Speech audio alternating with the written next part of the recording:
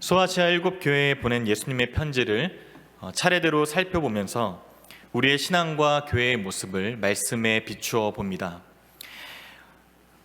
계시록 2장에 소개된 교회는 네 지역으로 에베소, 또 서머나, 버가모, 두아디라 지역에 세워졌습니다. 첫 번째 에베소 교회는 진리를 외치다가 정작 처음 사랑을 잃어버린 교회였고, 두 번째 서머나 교회는 순교의 제물이 되었던 면류관 같은 교회였습니다. 세 번째 버가모 교회는 큰 명분 앞에 신앙을 잘 지켰지만 거짓 복음을 포용했던 교회였고, 네 번째 두아디라 교회는 나중이 처음보다 나아졌지만 여자 이세벨의 음행을 용납하고 타협했던 교회였습니다. 이런 교회들을 향해 주시는 예수님의 칭찬과 위로, 그리고 때로는 책망과 경고의 말씀은 오늘날 이 시대의 교회를 향한 주님의 마음인 것입니다. 끝까지 포기하지 않으시고 다시 회복시키시며 살리기를 원하시는 그 주님의 마음이 오늘 우리 모두에게도 있기를 바랍니다. 이제 계시록 3장을 시작하며 소아시아 교회 가운데 이제 5번째로 살펴볼 사대 교회가 소개되고 있습니다. 먼저 사대 지역을 살펴보면 사르디스라고 읽어야 하는 이곳은 고대 리디아 왕국의 수도였습니다. 리디아 왕국이 세계사에서 가지는 중요한 의미는 인류 최초로 금으로 만든 화폐를 사용했다는 점입니다. 현재 보스산이라고 불리는 투모로스 산에서 팍토르스 강으로 흘러내려오는 사금을 채취하여 녹여서 금화를 만들었다고 전해지죠. 지역 최대의 금맥이 흐르고 있는 이 금 생산지가 바로 사대였습니다.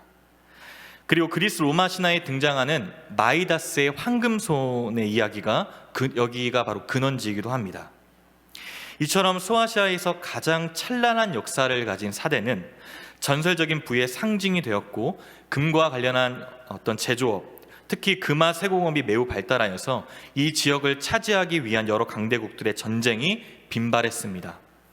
결국 페르시아 제국, 버가모 왕국 등에 속했다가 이제 로마 제국의 복속이 되어버렸습니다. 금화가 풍부했던 세계적인 무역 도시이자 또 경제적인 풍요로 인해 쾌락과 향락이 즐비했던 도시 사대에 살면서 신앙생활을 하고 있던 사대교회 성도들에게 예수님은 편지하십니다. 1절입니다. 사대교회의 사자에게 편지하라. 하나님의 7 영과 7 뼈를 가지신 이가 이르시되, 내가 네 행위를 아노니 네가 살았다 하는 이름은 가졌으나 죽은 자로다. 여기서 7 영은 바로 성령을 가리키고 7 별은 7 교회의 사자 지도자들을 가리킵니다. 성령을 가지신 분으로 또 모든 교회를 다스리시고 통치하시는 분으로 자신을 소개하신 예수님은 내가 네 행위를 안다고 말씀하십니다. 예수님이 이와 같이 말씀을 시작하실 때에는 칭찬의 말이나 책망의 말이 뒤따르는 법인데, 오늘 사대교회를 향하여서 시작부터 그들을 책망하십니다. 이유는 바로 살았다 하는 이름은 가졌으나 죽은 상태였기 때문입니다. 예수님께서는 사대교회가 죽었다고 엄중히 진단을 내리시죠. 이 죽었다라는 것은 생명이 없는 상태를 뜻합니다. 그렇다면 생명이 없는 교회의 상태는 무엇일까요? 2절 하반절입니다. 내 하나님 앞에 내 행위에 온전한 것을 찾지 못하였노니. 여기서 온전하다로 쓰인 헬라어 플레로라는 단어는 그릇이 비어있는 모습을 묘사합니다. 다시 말해서 형태는 갖추어졌지만 속이 텅 빈 것을 의미합니다. 따라서 내 행위에 온전한 것을 찾지 못했다라는 것은 네 행위를 들여다보니 껍데기에 불과하다라는 말씀입니다.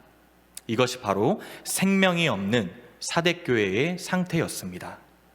그들은 신앙의 경건한 삶을 살기보다 겉모습에 치우쳐 형식적인 행위에만 치중했을 것입니다. 교회는 점점 더 병들어 갑니다. 결국 사대교회는 겉은 아름다웠을지 몰라도 속은 썩을 대로 썩어버려서 예수님께로부터 사망 선고를 받게 되었습니다. 우리도 만약에 복음에 대한 열정이 없고 구원의 감격을 잃어버리고 주님을 사랑하는 마음과 상관없이 예배를 드리고, 비록 지금은 대면하지 못하는 상황 속에서 제한된 사역을 하지만 속은 채워지지 않은 상태에서 겉으로 주의 일을 하고 있다면 다른 사람이 보기엔 어떨지 몰라도 주님이 보시기에는 죽은 행위요, 내용 없는 껍데기에 불과한 것입니다.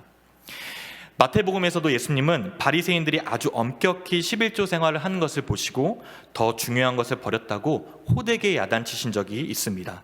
마태복음 23장 23절에 보시면 화 있을진저 외식하는 서기관들과 바리새인들이여 너희가 박하와 회양과 근처의 11조는 들이되 율법에 더 중한 바 정의와 궁율과 믿음은 버렸도다. 그러나 이것도 행하고 저것도 버리지 말아야 할지니라 말씀하십니다. 하나님께서 진정 원하시는 것은 마음의 제사이고 궁율과 자비가 있는 삶의 제사를 기뻐 받으시기 때문입니다. 교회가 겉으로는 수가 늘고 번창하여 살아있는 것처럼 보이고 재정도 넘쳐납니다. 그러나 주님은 이런 사대 교회가 영적으로 죽었다라고 말씀하십니다. 잎은 무성하지만 열매가 없는 것처럼 말이죠. 이런 교회를 책망과 함께 진단을 내리신 예수님께서는 그대로 내버려 두지 않으시고 처방을 내려주시며 아주 강력히 그들에게 돌아올 것을 촉구하십니다. 먼저 깨어 있으라는 것입니다. 2절 상반절을 다시 보시면 너는 일깨워 그 남은 바 죽게 된 것을 굳건하게 하라고 권면하십니다. 영어 성경에는 wakeup이라고 쓰고 있는데 일깨우라는 것은 긴장하고 정신을 바짝 차리라는 뜻이죠. 마치 응급실에 실려온 환자에게 재빨리 응급조치를 하지 않으면 곧 숨이 넘어갈 상태에 있는 것과 비슷합니다. 주님은 지금이라도 그 남은 바 죽어가고 있는 것을 굳세게 하라고 요청하시며 죽을 때까지 방치하지 말고 죽지 않도록 붙들라 말씀하십니다. 원래부터 이러한 상태는 아니었을 겁니다. 틀림없이 그들에게도 영적인 생명력이 가득했던 때가 있었고 온 마음과 정성을 다해 하나님을 기쁘시게 했었습니다. 그러나 지금 죽어 있습니다. 그럼에도 불구하고 주님은 다시 살아날 수 있음을 말씀하시고 여전히 참고 기다리시기 때문에 소망이 있는 줄 믿습니다. 살아있는 것 같으나 죽은 신앙의 부활이요 죽어가는 신앙의 온전한 회복입니다. 우리 모두에게도 일깨워 주시는 말씀으로 받아들여서 주님을 향한 열정과 다시 우리가 주님을 향해 사모하는 마음이 온전히 회복될 수 있기를 바랍니다. 구체적인 처방이 내려집니다. 바로 생각하라, 지키라, 회개하라입니다. 우리 3절 상반절 말씀을 우리 함께 읽도록 하겠습니다. 시작. 그러므로 내가 어떻게 받았으며 어떻게 들었는지 생각하고 지켜 회개하라. 처음 은혜의 복음을 어떻게 들었고 어떻게 반응했었는지를 잘 생각해 보라는 것입니다.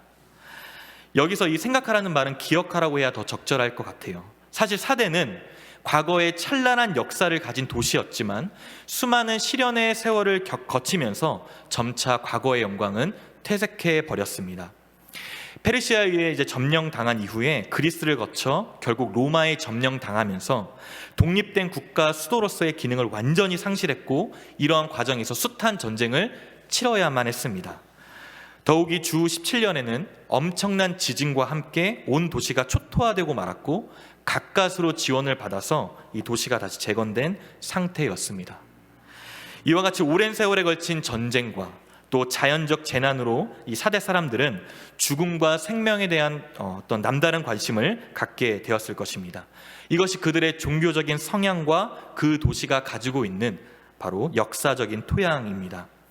처음에 복음을 들을 때에는 분명 하나님의 은혜에 대한 감격이 있었을 겁니다. 그러다 점차 교회가 커져만 가고 사람들이 몰려오다 보니 어느새 주된 세력 집단이 되어버렸고 복음은 이제 듣고자 하는 방향대로 흘러서 변질되고야 말았습니다. 교회는 그 필요에 맞추었고 또 그 입맛에 맞으니 교인들이 더 몰려오게 되었습니다. 이렇게 모인 사람들의 구제와 봉사 그리고 나눔은 겉으로 보았을 땐 다른 교회와 별반 다르지 않습니다. 그러나 예수님께서는 실상은 죽은 것이나 다름없기에 처음 받은 복음을 생각하고 기억하라 말씀하십니다. 이제 생각했다면 그대로 지켜 행해야 합니다. 여기서 지킨다는 것은 복음에 합당한 삶을 동반하는 것이죠. 최근 16개월 된 영아의 학대와 죽음이 큰 이슈가 되었습니다. 마음이 너무 아팠습니다. 사랑받아야 할 아이가 학대만 받다가 삶을 마감했기 때문이죠. 게다가 설마 있는데 양 부모 둘 다 그리스도인이었고 목회자 자녀들이었습니다. 심지어 기독교 대학에서 상담을 전공했다고 전해집니다. 많은 사람들에게 공분을 사는 이유가 바로 여기에 있습니다. 아는 것과 사는 것의 다름을 확인했기 때문이죠. 그들 부부는 세상이 자신들의 삶을 과시했을지 모릅니다. 그러나 실상 하나님을 믿지 않았던 것입니다. 복음을 제대로 알았더라면 다른 사람을 괴롭게 하고 고통스럽게 하는 일에서 떠나는 게 정상입니다. 어둠 가운데 계속 머무를 수가 없습니다.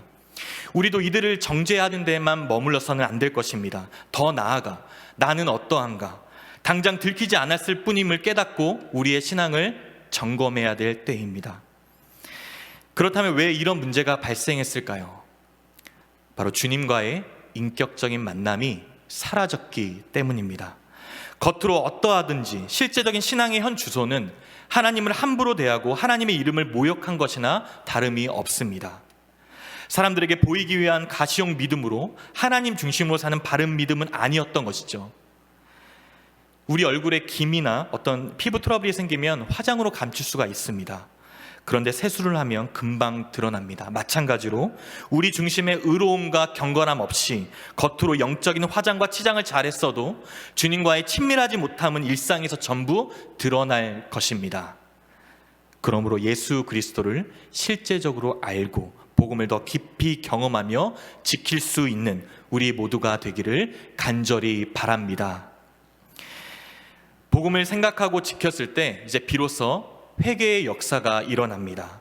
회개란 방향을 바꾸어서 완전히 돌아서는 것입니다. 죄와 연약함으로부터 즉시 돌이켜서 복음에 합당한 삶을 살아가는 진정한 회복인 것입니다. 데살로니가전서 1장에 보시면 이제 데살로니가 교회 성도들이 믿음의 역사와 사랑의 수고 또 소망의 인내라는 복음의 삶을 살게 되면서 그들 가운데 놀라운 변화의 삶을 우리는 목격할 수 있습니다. 그것은 바로 우상을 버리고 참되신 하나님을 섬기게 된 것입니다.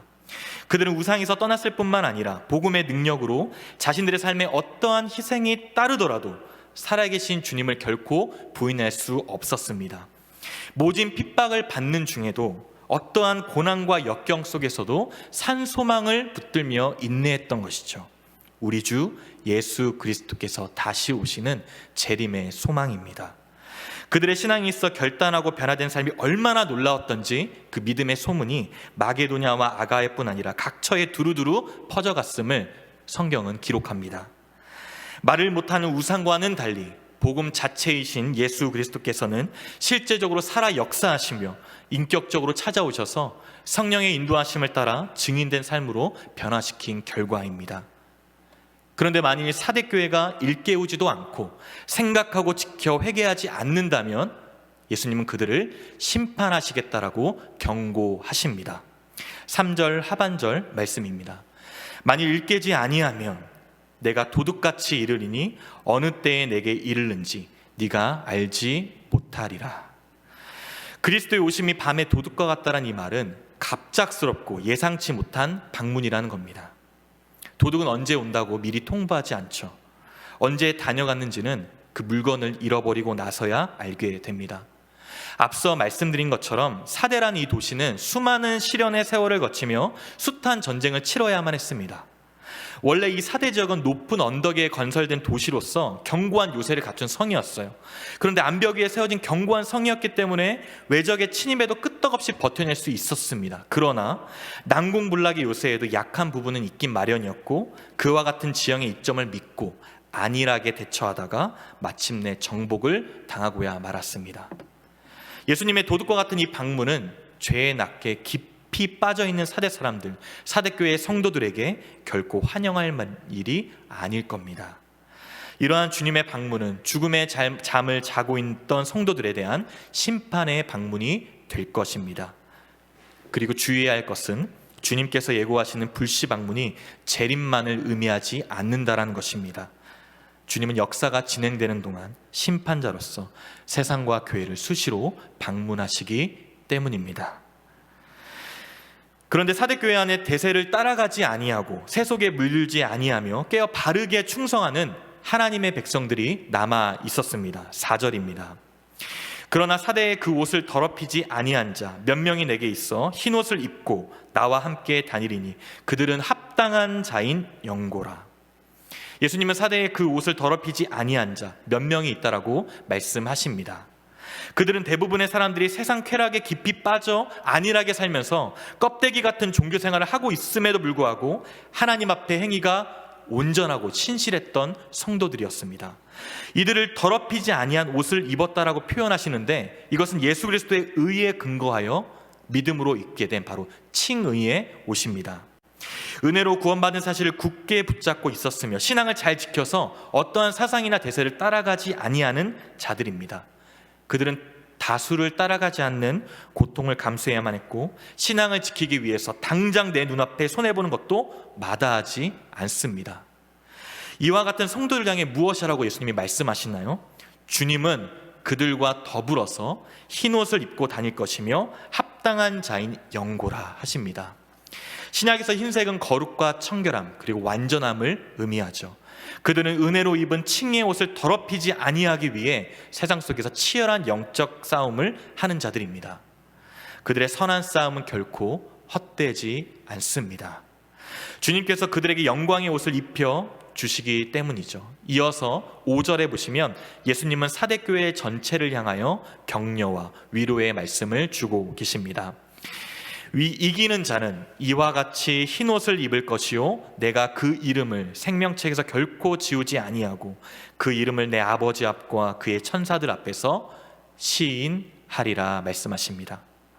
교회를 다시 새롭게 하길 원하시는 주님의 마음입니다.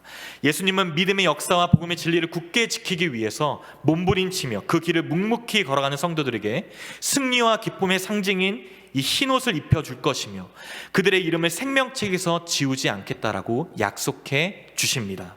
더욱이 주의 신실한 자녀들에게 약속하시길 하나님 아버지 앞과 영광의 천사들 앞에서 내가 너를 안다고 말씀하실 것입니다. 그리고 마지막 6절 말씀, 귀 있는 자는 성령이 교회들에게 하시는 말씀을 들을지어다. 아멘. 사랑하는 성도 여러분, 어쩌면 오늘날 한국교회가 사대교회와 비슷한 상황으로 가고 있는지도 모릅니다.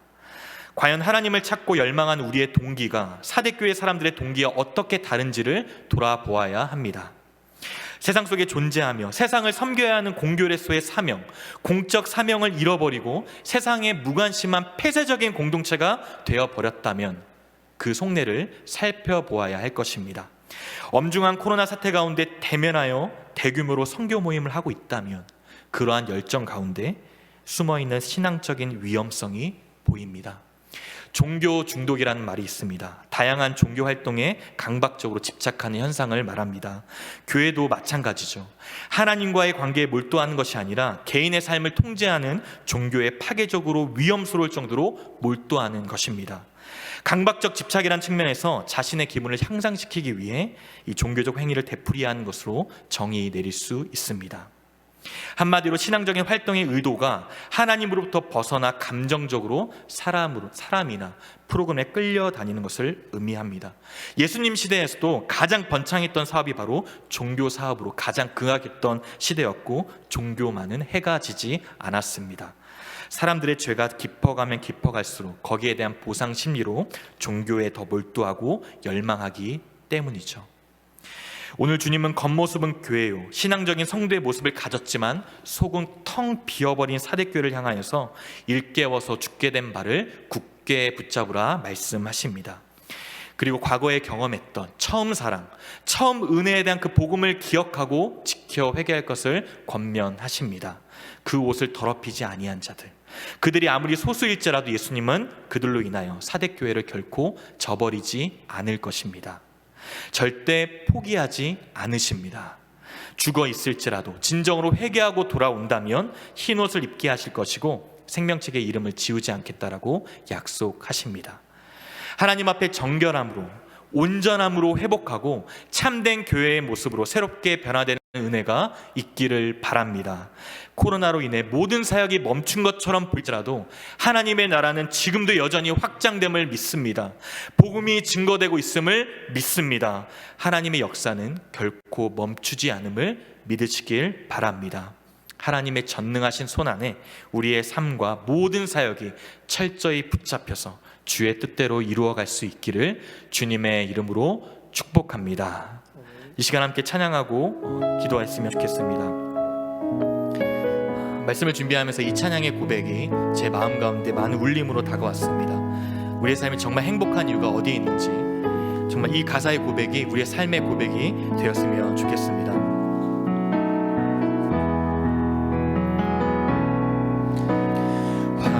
화려하지 않아도 정결하게 사는 삶, 가진 것이 적어도 감사하며 사는 삶, 내게 주신 작은 힘 나눠주며 사는 삶, 이것이 나의 삶의 행복이라오.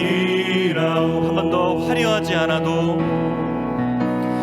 화려하지 않아도 정결하게 사는 삶, 가진 것이 적어도 감사하며 사는 삶, 내게 주신 작은 힘 나눠주며 사는 삶, 이것이 나의 삶의 행복이라오. 이것이 바로 행복입니다. 이것이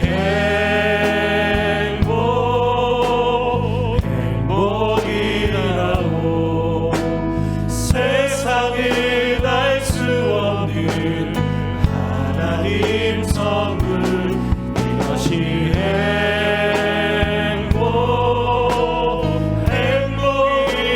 행복이라오. 하나님의 자녀로 살아가는 것, 이것이 행복이라오. 2절입니다. 눈물 날 일 많지만 기도할 수 있는 것, 억울한 일 많으나 주를 위해 참는 것, 비록 짧은 작은 삶 주 뜻대로 이것이 바로 사는 것, 이것이 나의 삶의 행복이라오. 이것이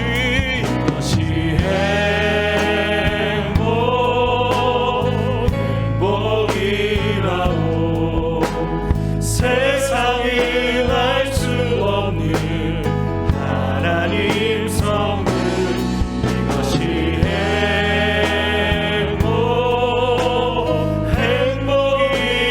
행복이라오.